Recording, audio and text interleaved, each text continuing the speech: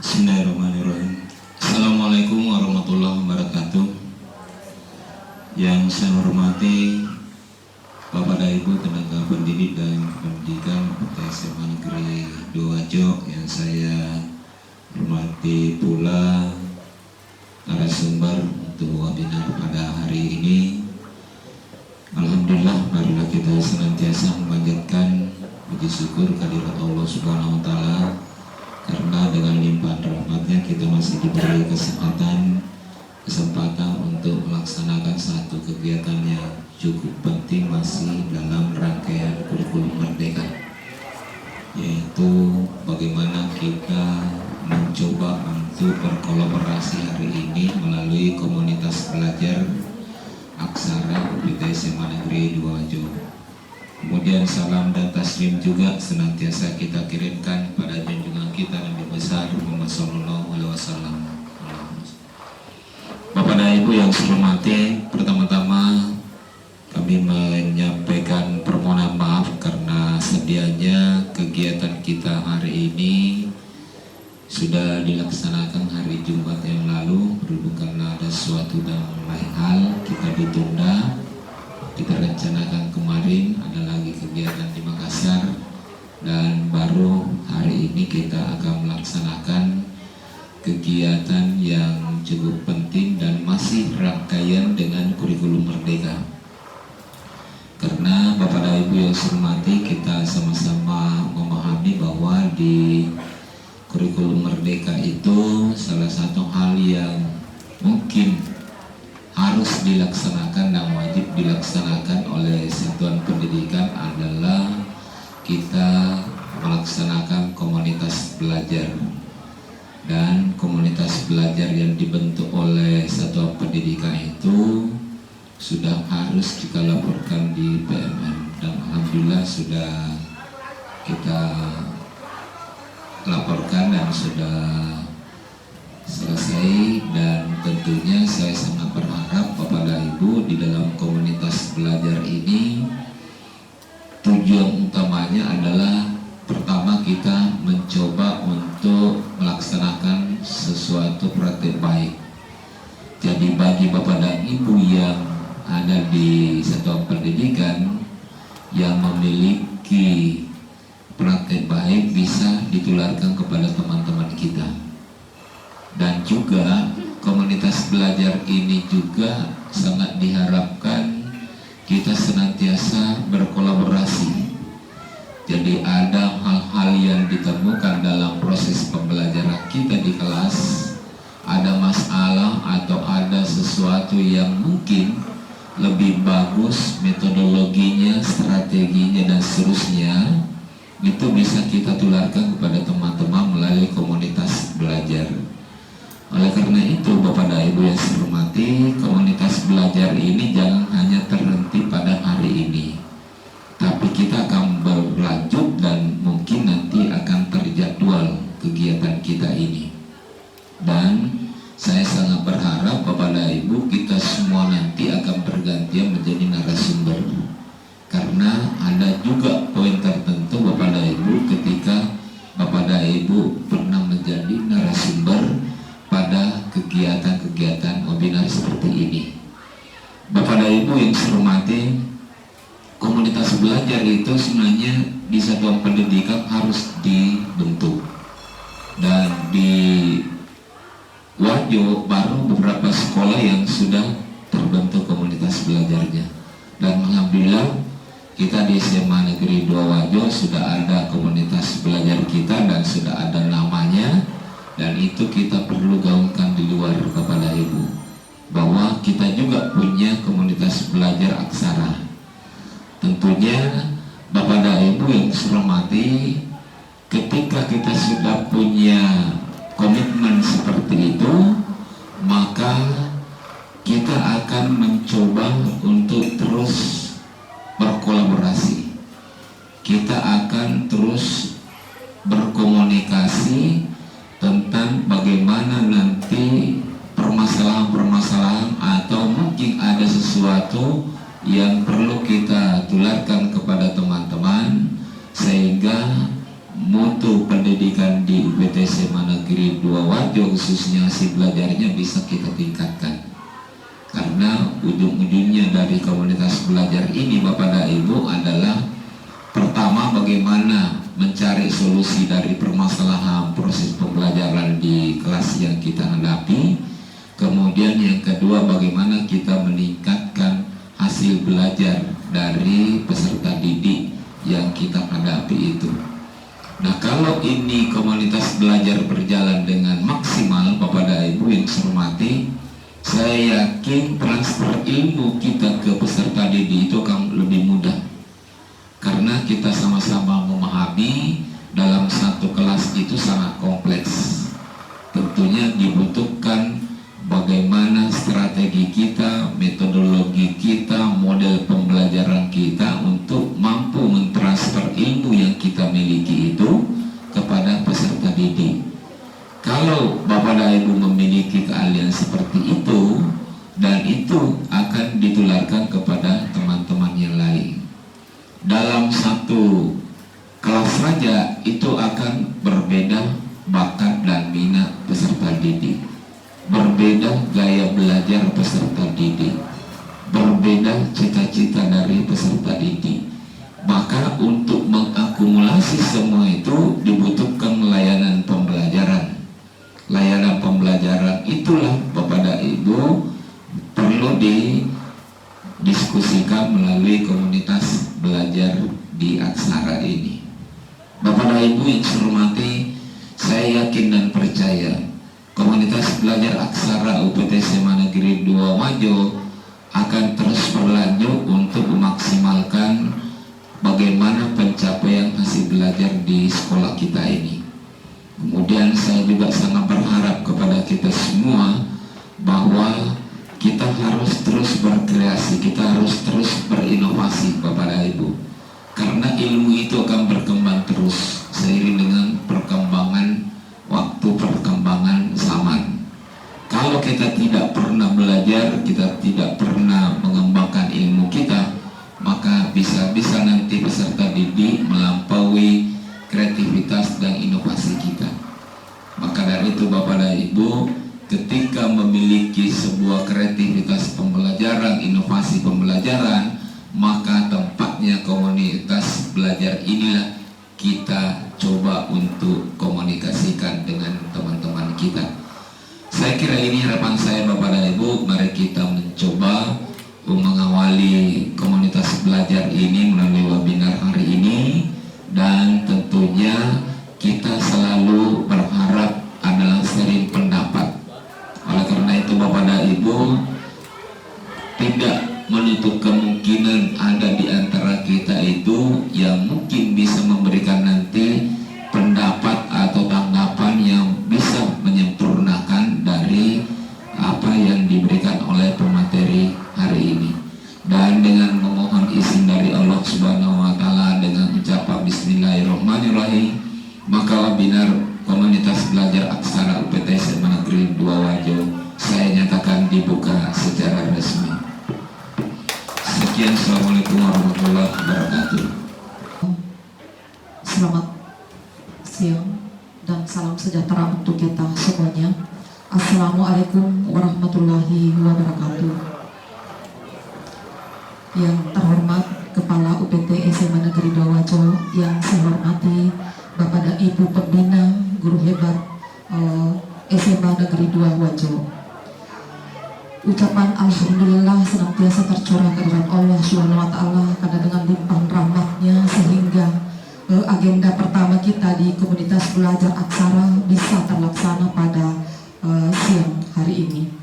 Dan ucapan sholawat dan taslim senantiasa kita kirimkan kepada junjungan Nabi besar Muhammad Sallallahu Alaihi Wasallam.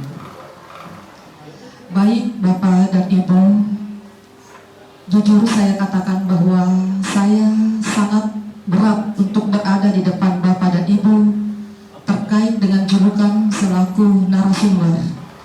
Saya rasa apa yang akan saya sampaikan nanti mungkin dari Bapak dan Ibu jauh lebih memahami dari apa yang saya akan sampaikan nanti. Tapi karena adanya tuntunan dari pengelolaan bekerja bahwa di ajang komunitas belajar inilah kita saling berbagi, saling berkolaborasi, dan kita akan mendapatkan pemenuhan poin yang akan kita butuhkan. Jadi beberapa hari yang lalu saya telah membuat agenda terkait dengan program daripada Aksara Semandawa. Ada 7 orang teman yang sudah mendaftar dan siap menjadi narasumber. Insya Allah itu akan berjalan seperti yang kita inginkan. Baik Bapak dan Ibu, jadi ada judul di atas, yaitu tergerak, bergerak, dan menggerakkan.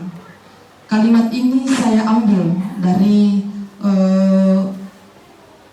salah satu dari kurikulum Merdeka, bahwa kalau kita tidak bergerak sekarang, kita akan tertinggal. Dan ini kita sudah rasakan betul. Saya berada di sini selaku narasumber sudah beberapa hari. Jauh sebelumnya saya sudah belajar di salah satu guru penggerak, dan itu adalah alumni sekolah juga dari kita. Tetapi beliau tidak mau menyebutkan dirinya bahwa sayalah orangnya yang sangat membantu. Saya sampaikan juga kepada Bapak dan Ibu bahwa tepat pukul 12 tadi malam, komunitas belajar aksara kita itu sudah terdaftar di PM. Ya. Jadi di situ, Nisa silahkan di-share linknya untuk buka di aksara di PMM. Ada saya kirim di grouping. Jadi baik teman-teman, sebelum kita memulai materi, barangkali terlebih dahulu kita like dulu terkait dengan aksara kita di PM. Jadi mohon kepada Bapak dan Ibu untuk membuka terkait dengan platform Merdeka Mengajar.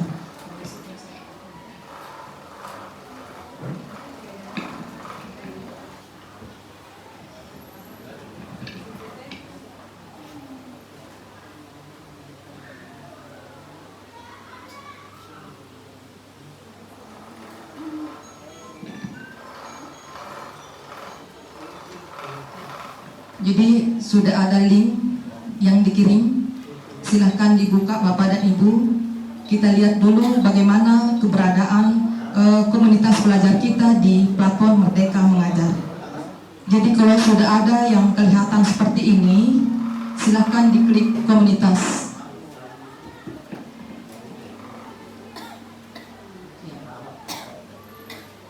Ya, ini menandakan bahwa komunitas belajar aksara sudah terdaftar di PM. Namun pengikutnya baru 6 orang. Jadi saya mohon kepada Bapak dan Ibu untuk mengikuti. Jadi ada kata ikuti di situ di bawah. Jadi kita ikuti, maka dengan begitu bahwa kita telah menjadi pengikut daripada komunitas belajar aksara. Ada link yang dikirim. Jadi untuk menjadi pengikut daripada komunitas belajar kita harus mengikuti aktivitas daripada komunitas belajar.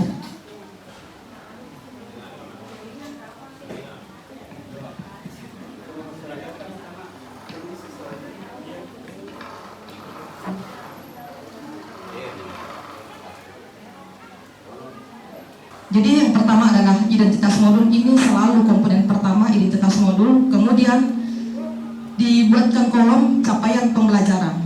Tapi Bapak dan Ibu, jadi saya juga telah melihat modul ajar dari Bapak dan Ibu. Seharusnya ketika kita mengambil capaian pembelajaran, item apa yang akan kita pelajari itu di bold, supaya ketahuan bahwa oh ini yang saya ambil. Seperti saya, satu saja capaiannya adalah struktur organ dan sistem organ, maka inilah yang saya bold. Nah, dari capaian dari satu CP ini, itulah yang akan saya turunkan menjadi tujuan pembelajaran. Ya. Kalau di biologi, sistem organ itu, kalau kita mendengar hanya satu materi, tapi ternyata di sistem organ itu ada 6 tujuan pembelajaran. Sistem organ pernapasan, sistem organ pengeluaran, sistem pencernaan, sistem reproduksi, dan lain-lain sebagainya. Nah, baik Bapak dan Ibu, barangkali langsung saja dibuka CP tak masing-masing. Kita langsung bold untuk semester ini apa CP kita. Bagaimana Bapak dan Ibu sudah dibuka CP-nya? Dibuka. Setelah dibuka, kita turun ke elemen capaian. Nah, disinilah elemen capaian banyak sekali Bapak dan Ibu yang tidak paham. Saya juga baru belajar terkait dengan elemen capaian. Jadi elemen capaian di sini, tadi mohon diperhatikan adik-adik yang belum kumpul RPP-nya. Elemen capaian di sini artinya apa?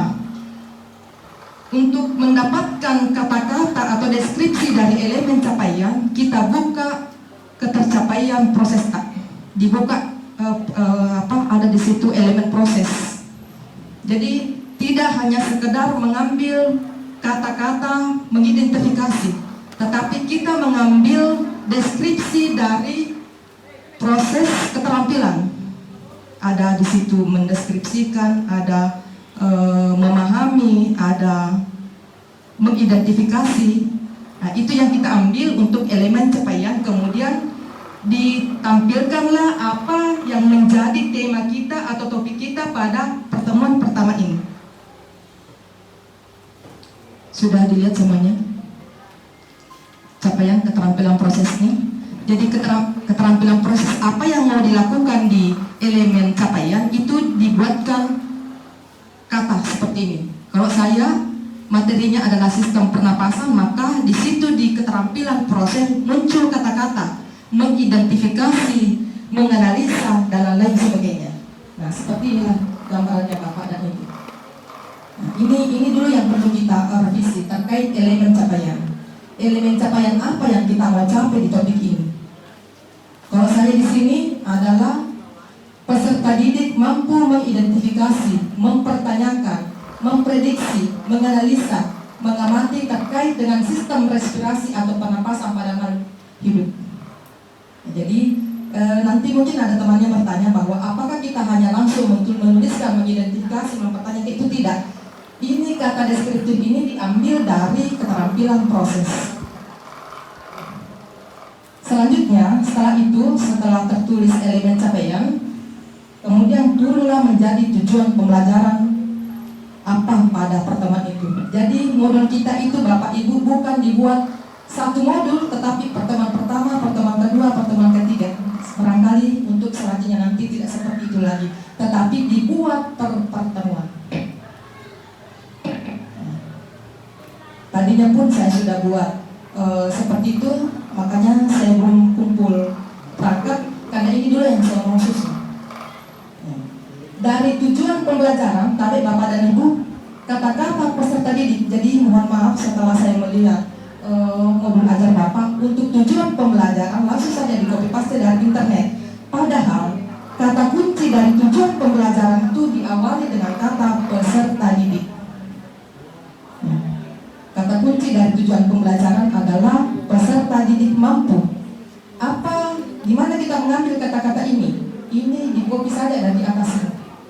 Peserta didik mampu mengidentifikasi dan menganalisa struktur, fungsi, dan organ pernapasan. Jadi dari umum, kemudian 70%, kemudian mengerucut ke tujuan pembelajaran. Inilah bedanya kalau kita membuat kegiatan modul ajar, satu modul, tapi kegiatan pertama kedua tidak nampak ini yang akan kita melakukan di kelas.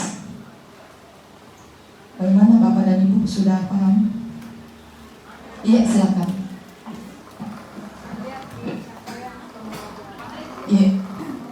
Peserta didik di sini kan banyak ada beberapa kata kerja. Iya. Bagaimana cara memilih yang kita masukkan yang Di boleh itu yang boleh. ini yang dibawa. Yang dibawa ini bukan kita yang masukkan, tetapi ini capaian dari Permen. Ini capaian dari Permen. Saya langsung saja copy capaian dari Permen karena ini capaian pembelajaran ini tidak bisa kita ubah. Karena itu memang Permen sesuai dengan permennya kurikulum merdeka bahwa capaian pembelajaran itu serentak sama dan lain sebagainya. Cuman saya mempermudah teman ketika kita mengangkat satu tema atau topik atau apa yang kita mau capai di pembelajaran, saya bawa supaya ketahuan. Padahal sebenarnya di ini fungsi enzim ini materi kelas 3. Fungsi enzim ini adalah materi kelas 3, proses metabolisme itu adalah materi kelas 3 juga. Ya, seperti itu. Bagaimana? Silakan. Kerja operasional yang pertama di deskripsi Pak. Ya, tadi kata kerja operasional pertama pasal mengidentifikasi. Mendeskripsikan ini yang di atasnya di bold. Mendeskripsikan. Ini mendeskripsikan. Ya, tidak di bold. Tidak, karena saya sudah ajarkan di semester lalu. Ini struktur sel, bioproses itu saya sudah ajarkan di semester lalu. Jadi yang saya mau ajarkan di sini inilah yang saya mau supaya lebih ini untuk pribadi saya. Semua yang saya mau pakai capaiannya itu yang saya mau. Saya tidak mau di transport membran, pembelahan sel karena itu saya sudah ajarkan di semester lalu. Jadi yang semester ini yang saya mau, tinggal yang saya mau ajarkan.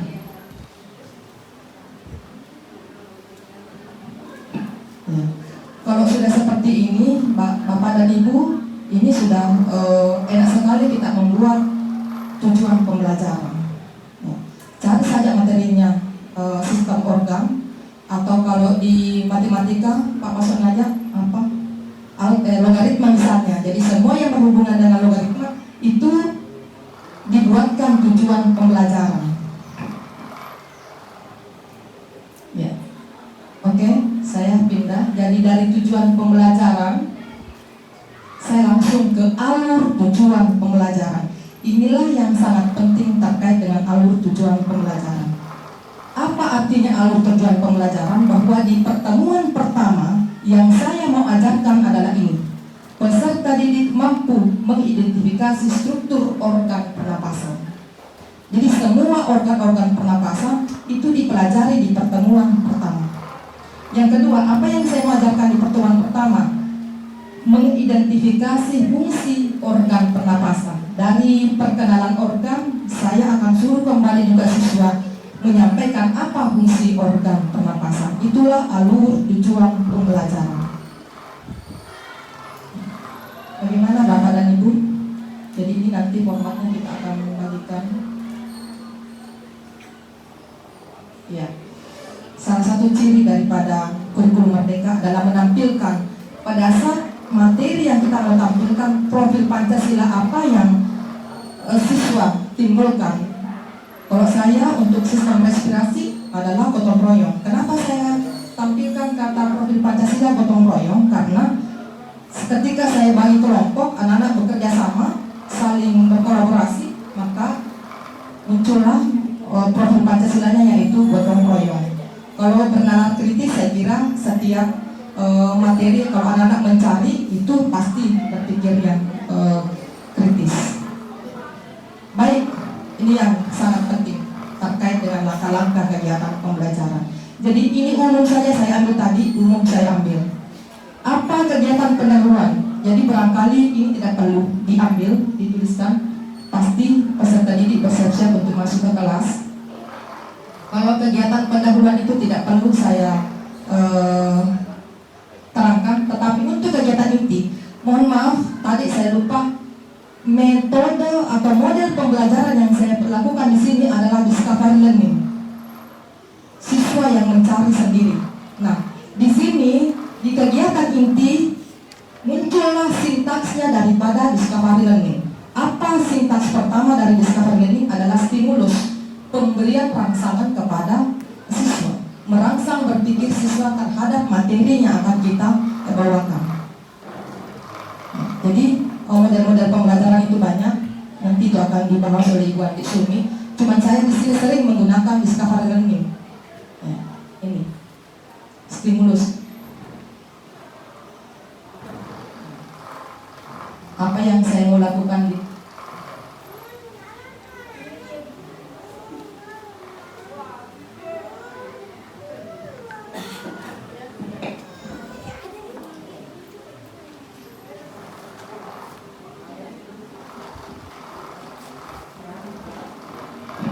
Jadi baik Bapak dan Ibu, jadi untuk kedepannya nanti dari modul ajar Bapak jangan saja langsung copy paste daripada internet, karena kita saja yang buka setengah mati bagaimana caranya. Tapi kalau kita yang buat sendiri, merancang sendiri, insya Allah kita akan paham.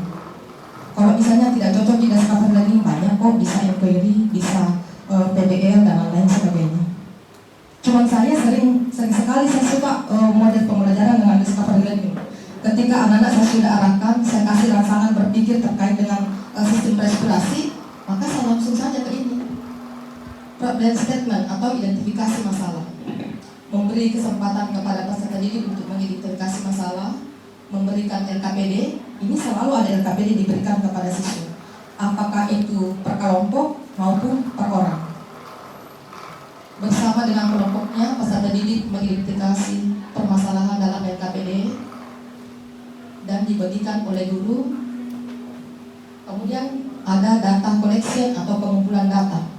Guru memberi kesempatan pada peserta didik untuk mengumpulkan informasi yang relevan sebanyak-banyaknya untuk mendukung serta membuatkan jawaban yang ada pada tugas yang sudah dibuat.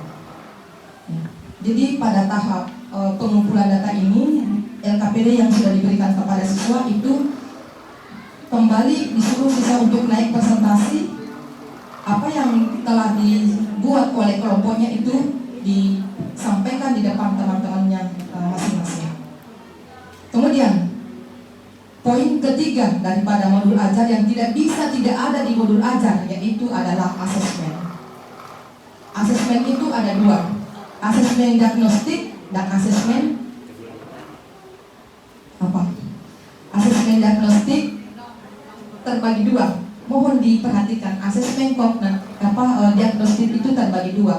Yang pertama adalah non kognitif, yang kedua adalah kognitif. Kemarin banyak teman bingung yang mana yang dimaksud dengan asesmen non kognitif. Mohon maaf, yang dimaksud dengan asesmen non kognitif adalah pertanyaan yang berkaitan dengan profil diri siswa itu. Apakah namanya, alamatnya, cita-citanya, hobinya, itu adalah asesmen non kognitif. Sedangkan asesmen kognitif ya kita sudah paham, itu yang berkaitan dengan materi. Kemudian asesmen selanjutnya adalah asesmen sumatif dan formatif. Ini yang selalu kita lakukan untuk formatif, penilaian pada saat pembelajaran berlangsung, penilaian pada saat kita telah mengevaluasi, memberikan umpan balik kepada siswa, dan lain sebagainya. Sedangkan asesmen sumatif adalah asesmen yang dilakukan pada saat ujian semester. Tapi untuk penilaian asesmen, ini yang perlu dipahami. Pertama adalah penilaian sikap. Penilaian sikap untuk modul ajar itu tergantung dari mapelnya. Saya tampilkan di sini adalah penilaian sikap dari mata pelajaran PKN. Ini perlu bimbingan, perlu pengingatan, berusaha dengan baik, pemantapan dan istimewa. Artinya apa? Ini item penilaian di sini ini tidak menetap, tergantung dari apa yang mau dinilai oleh guru mapel itu sendiri. Jadi ini deskripsinya bisa saja kita yang buatkan. Apakah si A sudah mampu, apakah si B sudah layak lanjut ke materi selanjutnya, atau bagaimana dan lain sebagainya. Nah, apakah menurut kita peserta didik itu ada yang istimewa, itu semua dinilai dari penilaian sikap. Kemudian dari penilaian sikap ini akan muncul penilaian pengetahuan. Ini selalu ada penilaian pengetahuan di akhir pembelajaran. Apakah itu 2 nomor, 3 nomor, dan lain sebagainya. Ini kita buatkan, nah ini harus selesai dan dilihat pada saat modul ajar telah kita buat, ya. Seperti ini, ya. Jadi modul ajar yang diberikan oleh Ibu Ani ini saya rasa cukup simpel, tidak perlu lagi ada pertanyaan pemantik. Meskipun sebenarnya tidak ditampilkan katanya pertanyaan pemantik, itu kita sudah selalu memberikan pertanyaan pemantik kepada siswa. Jadi pertanyaan pemantik di sini maksudnya adalah pertanyaan yang dibuat oleh guru mapel itu sendiri dalam rangka untuk menumbuh kembangkan, membuat berpikir kritis siswa terhadap materi yang akan diajar. Jadi untuk pertanyaan pemantik tidak saja bahwa harus di awal pembelajaran, bisa saja di tengah pembelajaran, dan bisa saja di akhir pembelajaran untuk pertanyaan pemantik. Baik, Bapak dan Ibu, saya kembalikan ke moderator. Assalamualaikum warahmatullahi wabarakatuh. Terus terang ini menarik, ya, memang berat menurut saya ini masalah penilaian. Kalau saya tidak salah tadi menyimak bahwa setiap pertemuan itu harus ada penilaian. Berarti bayangkan ini berapa kali kita masuk, ya, harus ada ada nilai terus. Ya. Barangkali ini bisa diperlihatkan contoh nyata dari kurikulum apa yang telah dilakukan dengan kurikulum Merdeka ini. Jadi kita bisa melihat bagaimana penilaian sikapnya setiap dia masuk, bagaimana penilaian pengetahuannya setiap masuk.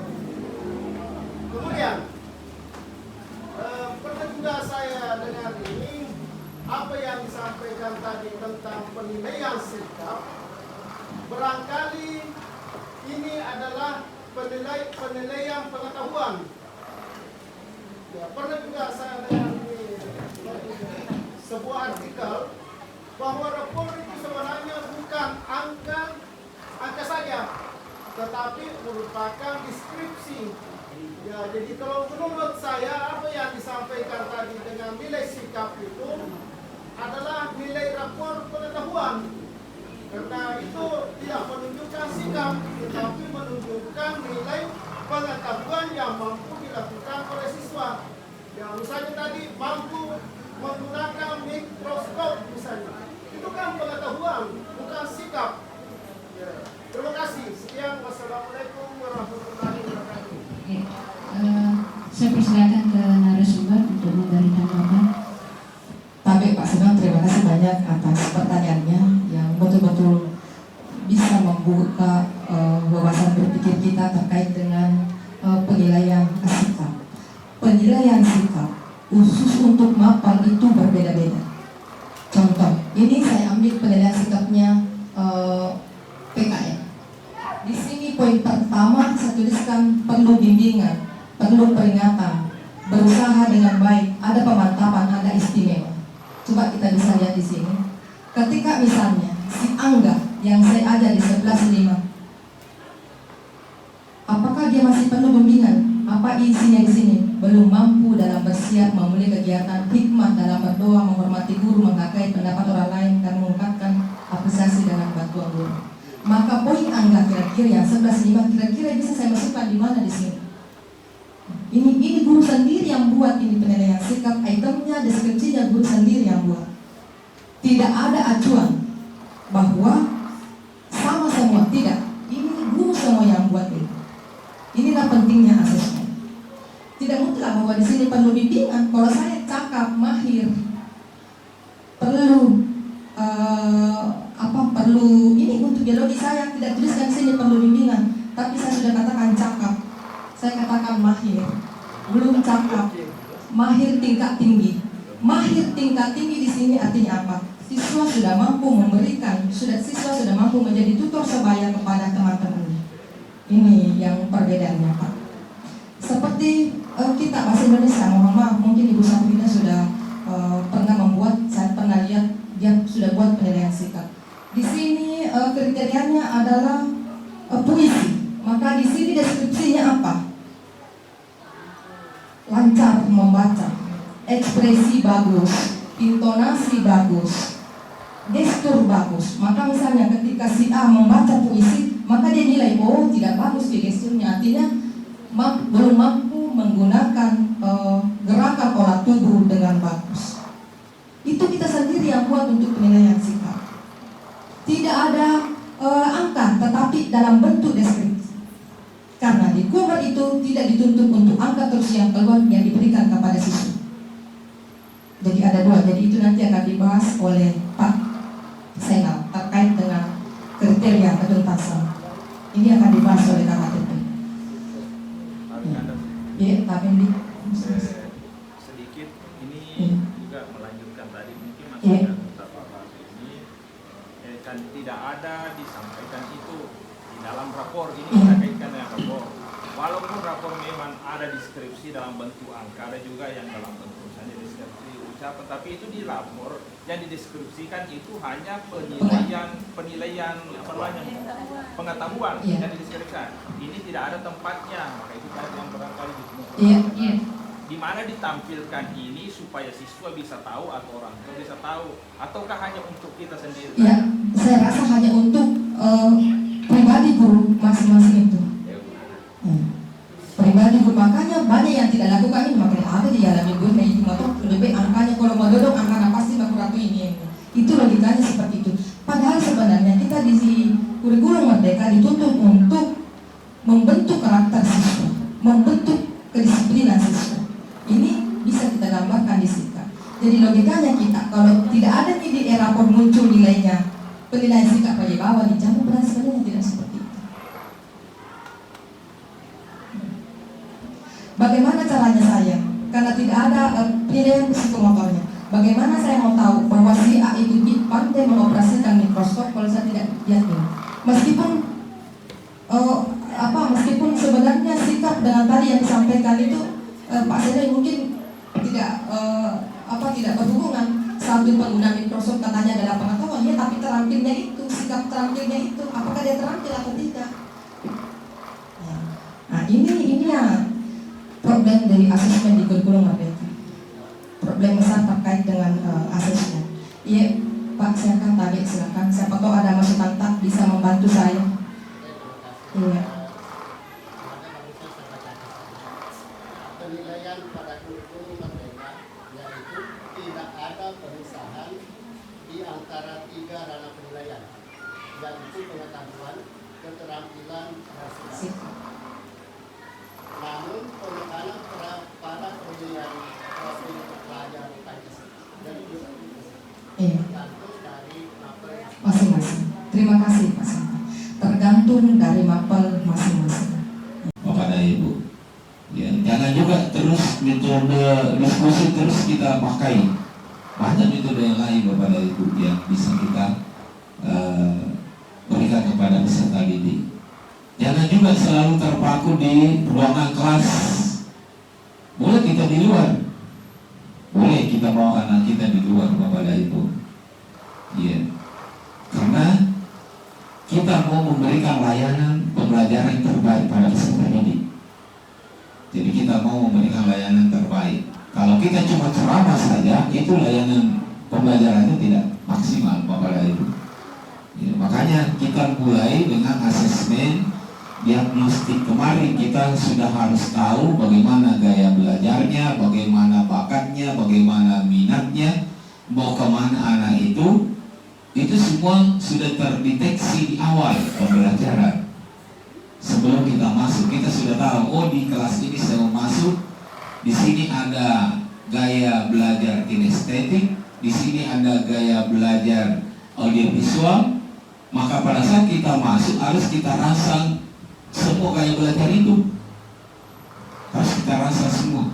Jangan monoton saja satu Bapak dan Ibu. Kalau itu tidak berada dalam satu kelas. Jadi kalau dia berada dalam satu kelas itu ada variasi gaya belajar di situ, maka semua gaya belajar itu harus kita rasa untuk memberikan layanan belajar yang terbaik. Bagaimana caranya? Kreativitas kita sebagai guru. Oh ini di sini ada kinestetik, maka coba kita variasikan pembelajaran kita itu untuk merangsang kinestetik itu, sehingga dia aktif. Ya, jadi akan seperti itu Bapak dan Ibu di dalam kurikulum Merdeka. Makanya di awal dari anak-anak kita masuk dalam pembelajaran itu sudah terdeteksi semua Bapak dan Ibu, sudah terdeteksi. Bahkan Pak Sekretaris kemarin semuanya tidak menginginkan pengelompokan kelas itu berdasarkan gaya belajar, karena katanya kalau berdasarkan gaya belajar itu tidak terlalu maksimal layanan pembelajaran kita. Harusnya semua gaya belajar di situ satu dalam satu kelas, supaya guru itu kreatif di dalam memberikan layanan, tidak monoton Bapak dan Ibu. Jadi itu yang kita mau laksanakan Bapak dan Ibu di kurikulum Merdeka. Ya. Jadi ini saya sangat respon sekali pertanyaan Bapak dan Ibu dengan narasumber. Alhamdulillah bagus. Kita bukan berkolaborasi, sharing pendapat Bapak dan Ibu untuk mencari sebuah kesempurnaan. Jadi saya kira itu Bapak dan Ibu. Terima kasih. Tak dapat enggak Bapak dan Ibu di hadapan guru Dapu Page, jika penyampaian materi saya terkait dengan telaah